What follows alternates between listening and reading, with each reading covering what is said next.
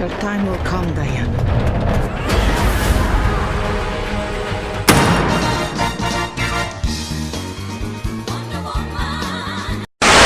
It's finally here!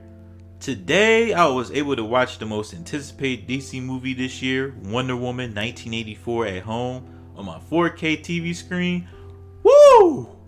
I miss going to the theater, but it's nice being at home and just focus on the film without any interruptions during Christmas. Anyway, I really liked the first Wonder Woman movie. It put the character on another level, saved DC from going nuts, except for the Whedon Justice League, which we'll never talk about. Gal Gadot proved to everyone that she was a perfect casting choice, and Patty Jenkins was able to level up a glass ceiling for female directors to direct a $100 million plus budget film. The first Wonder Woman was romantic, action-packed, and emotional, so it was great. It had some problems, but overall great in my opinion. But what are my thoughts on Wonder Woman 1984, which we all had to wait for 2 to 3 years? Well, let me start off with the positives. Gal Gadot is still amazing as Wonder Woman. It's like she was meant to play that role. The way we think of Arnold as the Terminator, Sylvester Stallone as Rocky, we think of Gal Gadot as Wonder Woman. Gal this time around has improved her acting, especially during the emotional scenes of the movie, and it was really great, without spoiling anything. Gal is just authentic as Wonder Woman, with not just her beauty, but her kindness, willingness to help others, and just straight up positive. That's the best thing I can say about Gal. As you know, Chris Pine has returned as Steve Trevor, and he's still great, and still has great chemistry with Gal this time around. This time around, he plays with a fish out of water character because he's been brought back to life somehow.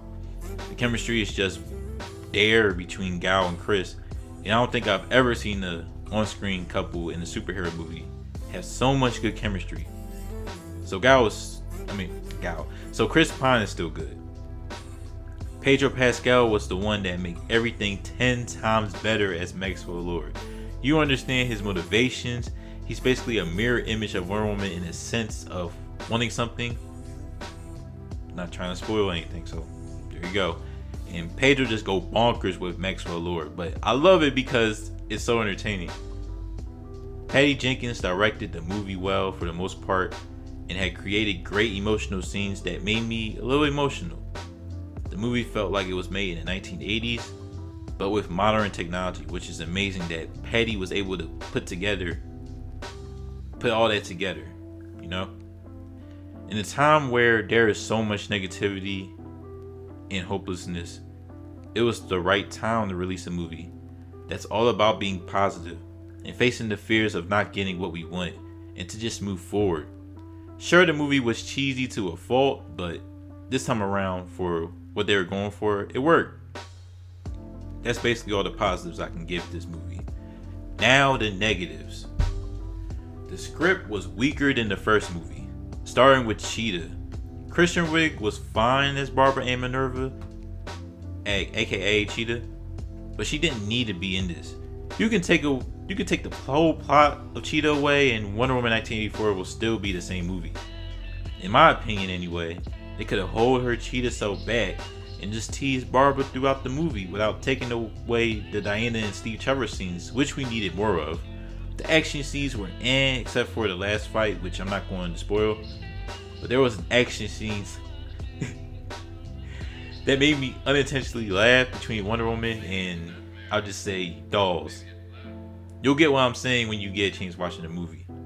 Alan Heinberg, who wrote the first movie, was needed for this movie, man. I didn't get why he didn't write the script this time, but he was definitely missed here. Sometimes the cheesiness can be a bit much for me. That's when the script really comes into play of being really weak. Those are basically my negatives. Overall, Wonder Woman 1984, in my opinion anyway, still has charm, wonder, no pun intended, and just that positive film we need right now. The cast is great, and Patty Jenkins proved once again she's a capable director. However, the script was really weak.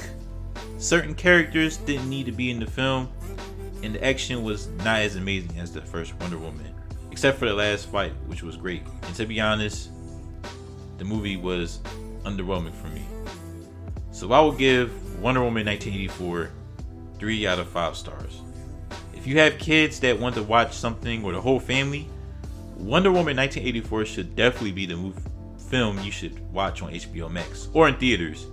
But for me, it was fine. Make sure to hit that like button. Comment down below your thoughts on Wonder Woman 1984. Did you love it, hate it, or in between like me? Subscribe and hit that notification bell to get that updated on my content. Alright, y'all. Peace.